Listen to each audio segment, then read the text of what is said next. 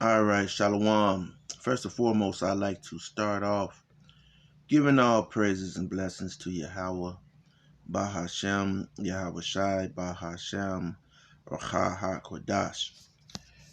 Double honors to the apostles, bishops, and elders of Great Millstone. Peace and salutations to the elect. Pushing this word, this song, all right, singing it the way that it's supposed to be sang, anime. All right.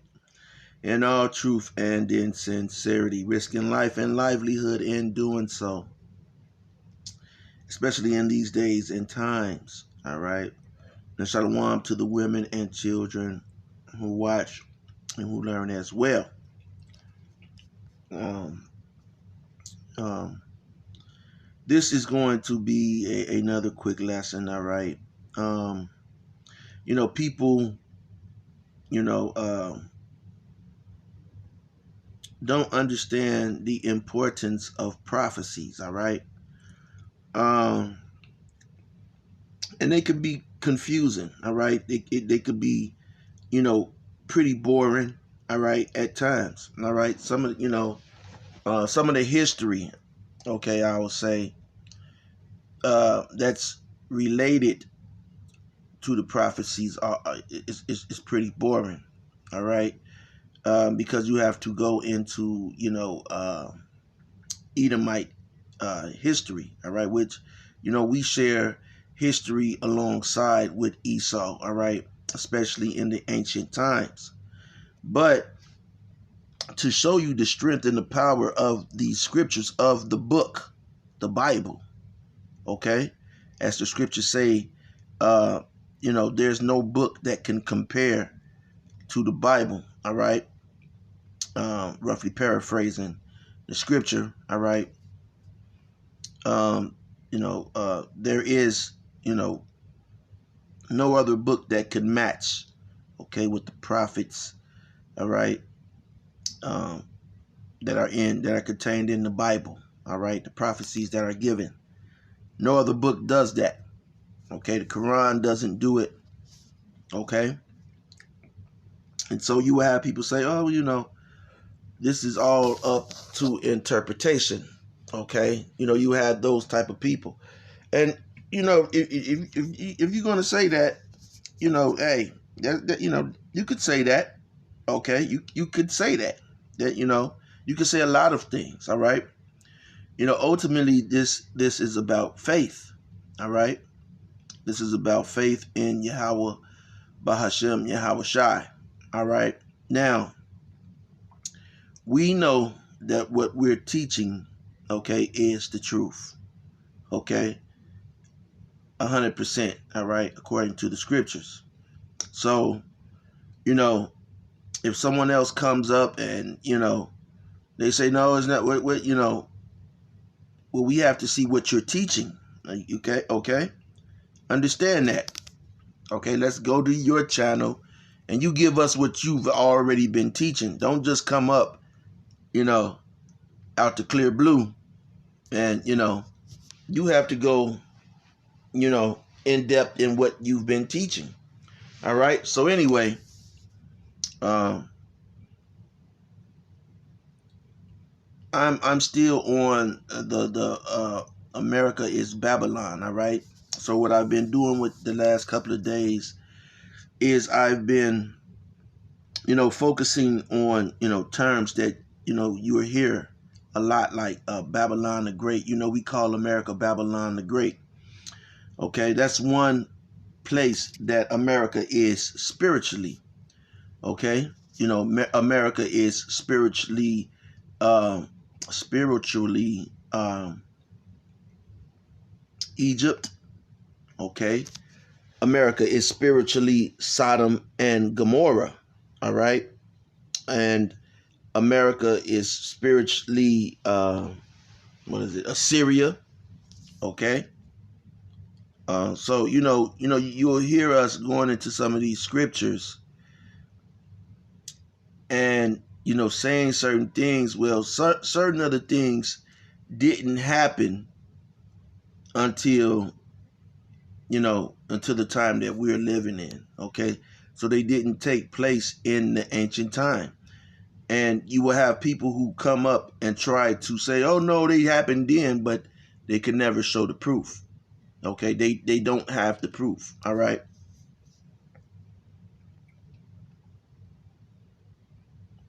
You say, oh well, it says Egypt was destroyed. Well, guess what? You can go to Egypt. It's still there. You could go to Babylon. It's still there. Okay. But when we're telling you that America, okay, for total destruction, okay, when we tell you that America is Egypt and Babylon, okay, that is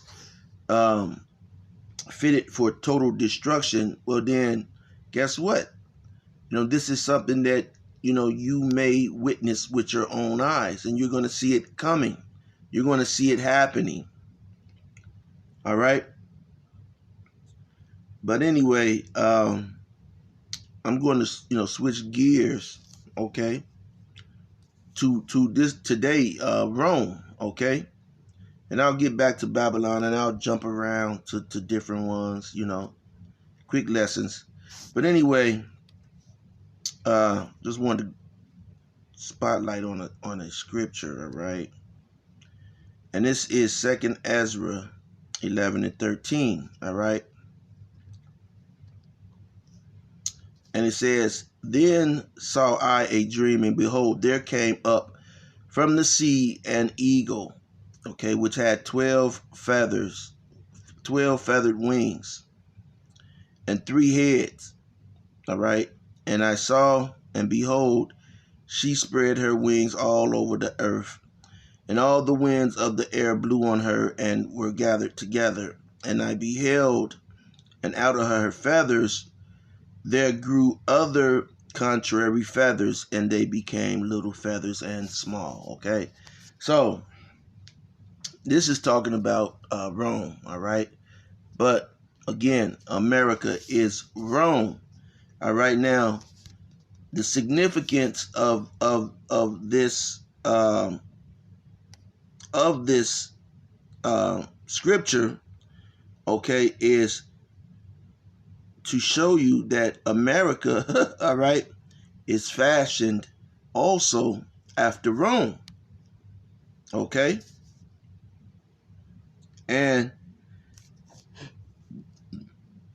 there's a term in the military, all right?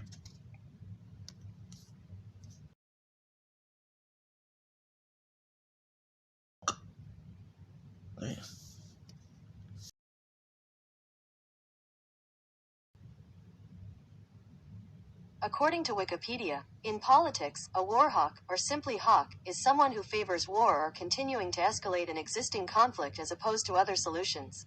War hawks are the opposite of doves. Okay.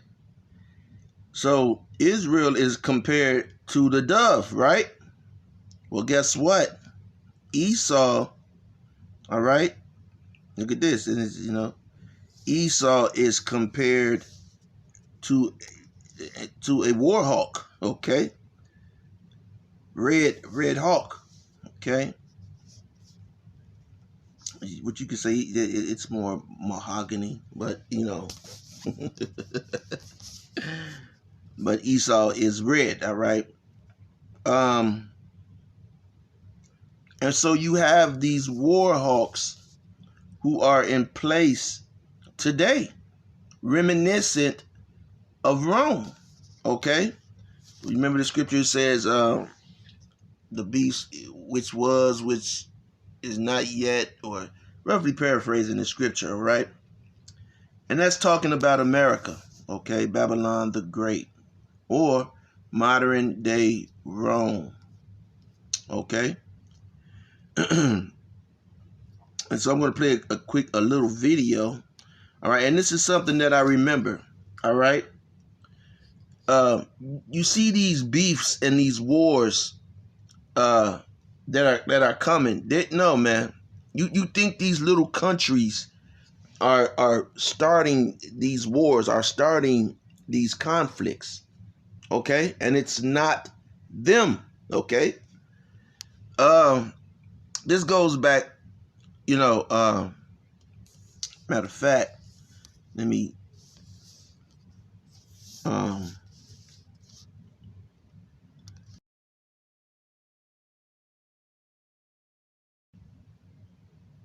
According to Wikipedia, the term war hawk was coined in 1792 and was often used to ridicule politicians who favored a pro-war policy in peacetime. see Esau is always ready. Oh damn, 5%. Let me hurry up. All right. Esau is always ready for war. Okay. See, war was in his heart, man. Roughly paraphrasing the scripture. I'm not gonna get it, cause all right.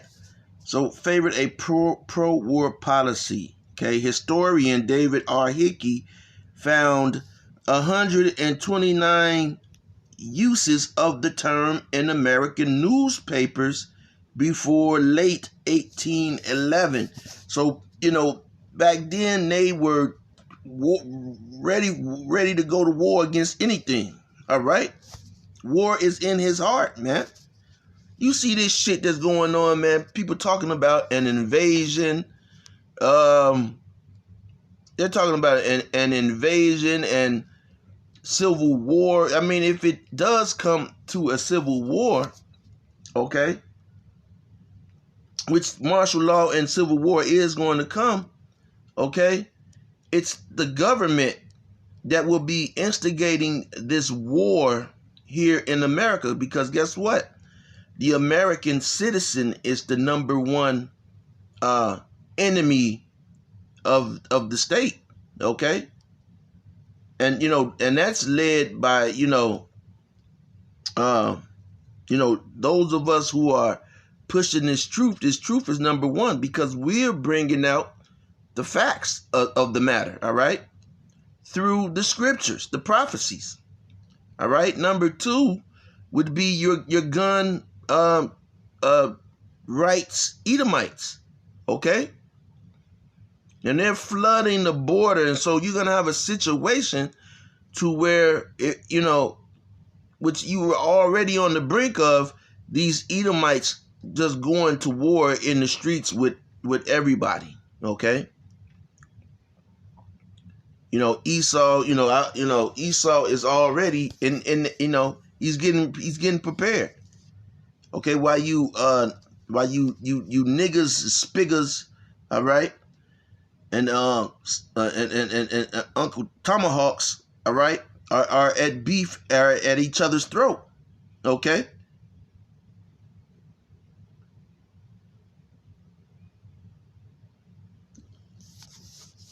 So it says mostly from Federalists warring against Democratic Republican foreign policy. Let me see, the 19th century. Known as the Warhawks, they were mostly young politicians hailing from West and South. Okay, led by new Speaker of the House Henry Clay. This small group of Jeffersonians, Republicans, pressed for a military confrontation to redress American grievances. Okay? So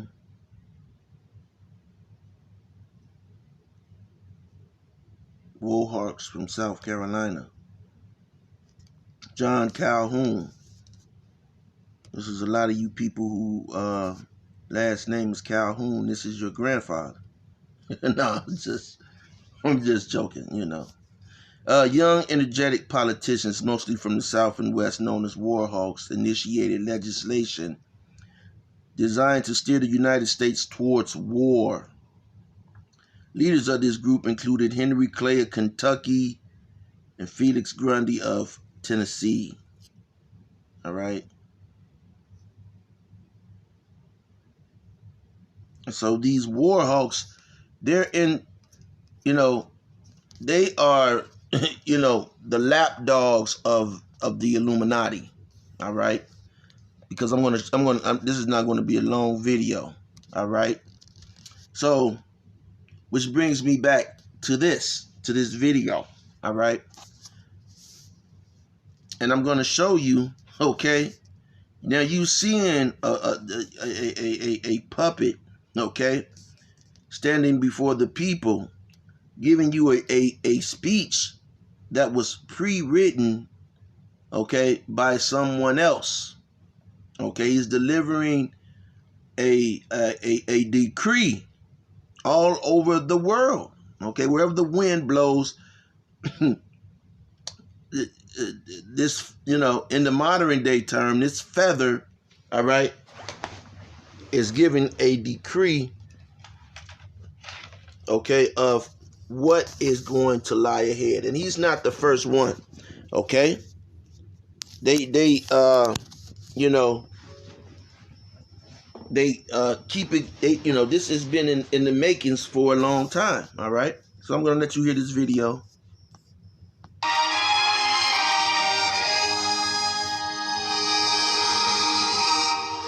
In the aftermath of the terrorist attack on September 11th, when President Bush went before the Congress in 2002, he defined the axis of evil, meaning Iran, Iraq, and North Korea. States like these.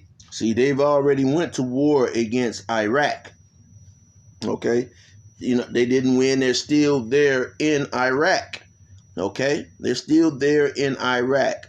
But it was more than just these three states. All right? China, okay, was included. Russia, of course, is number one. All right? And, you know, so those are some of the other people, all right?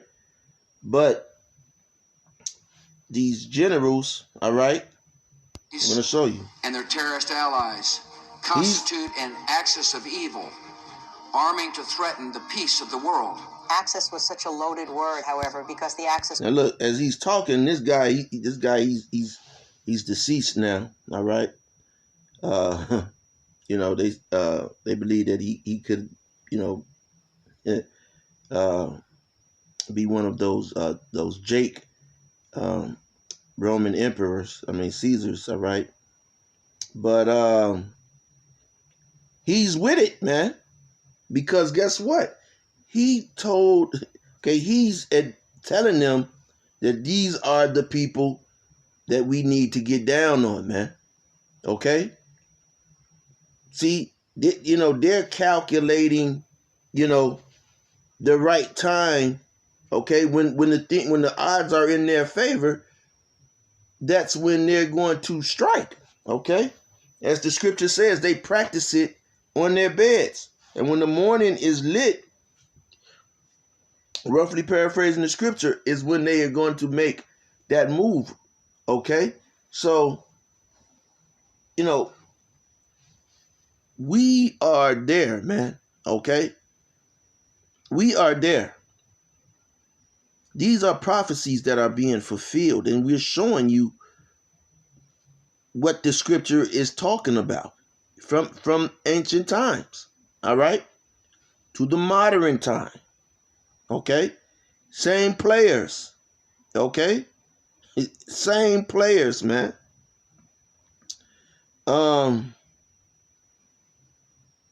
And these ain't the Ohio players either. So you see these Edomites, these are small feathers and contrary feathers to one another, all right? They're jockeying to go to war because they do what? They covet people's fields.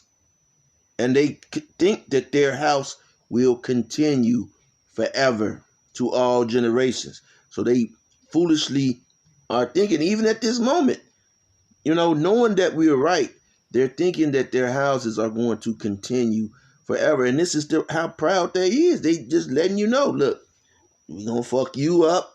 We gonna fuck you up. We gonna fuck you up. All right. They've already outlined this. So there's no coming to the table. All right. I'm going to play it back so you can see in these men's faces, all the men that you're going to see, all in their faces, they're all for this, okay? And they're getting paid behind the scenes. They're, from their handlers. Your Rothschilds, okay? Bilderbergers. Those are the people who are initiating the whole thing. Their terrorist allies constitute an axis of evil, arming to threaten the peace of the world. Axis was such a loaded word, however, because the Axis powers in World War II had been Italy and Germany and Japan. The idea that the world was now divided into Axis powers and Allied powers seemed to suggest a war coming on, which indeed was the truth. It is both our responsibility and our privilege to fight freedom's fight.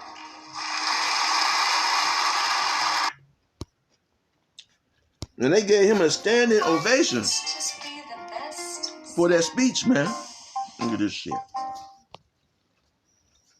All right.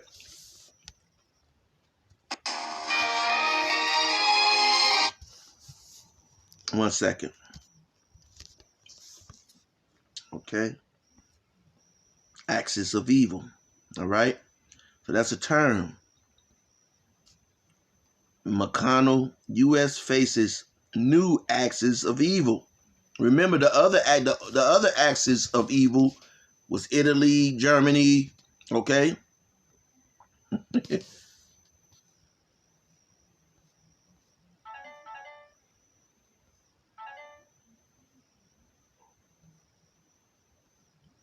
See, and it goes off and come on, man, I'm not pressing it.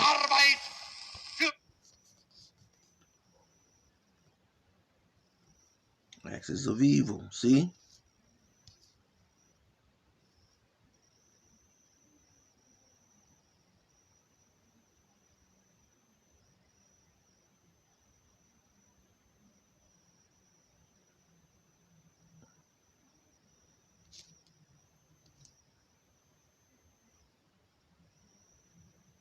Look at this guy now, man.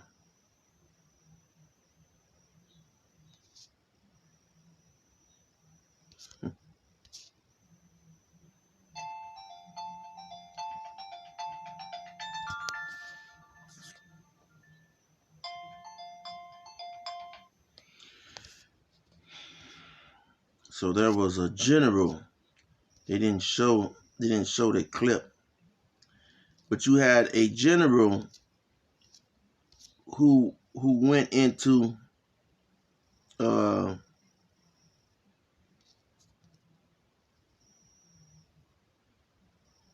okay. There was a general who went into the fact that, he was like, damn, they mentioned this, but we're actually going to war with these people. Okay? He was shocked. Maybe it's not McConnell. We step up and deal with this axis of evil. U.S. Senate Minority Leader using it to describe the rising partnership between China, Russia, and Iran. Why is the strategic partnership between Beijing and Tehran a concern for the U.S.? A look at what's at stake. Dangerous actions at sea. Washington vowing to defend the Philippines against China. You see? So, hey, once that chip, okay, once the MOTB gets implemented, all right, which is coming, all right, it's coming. Hey,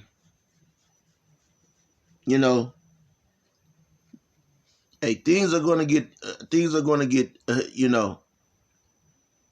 it's gonna be over with. So you coming up with a new doctrine, a new way of thing, and then you think you're gonna fool the Lord. Oh Lord, I was down with you. I was with it. I was down at the last seconds and minutes. No, man. No. Okay, so with that being said, I don't have enough time to find that other video. I wish I could, but there was a general, I forgot his name. He's another, he may not have been a war hawk, okay, But he was saying, you know, they were going to war with these places after, you know, they had said, you know, after they had brought the names of these places up. Okay. So yeah, America's going to go to war with North Korea. There's going to be a war with Iran. Okay. China and Russia. Okay, so Lord willing, you were edified. You know, you're hearing it from their mouth. So these scriptures, these prophecies matter, man. Okay? So until next time, Shalom. You know, those nukes are coming. Those nukes are coming. So, you know, if you don't know these terminologies, man, hey,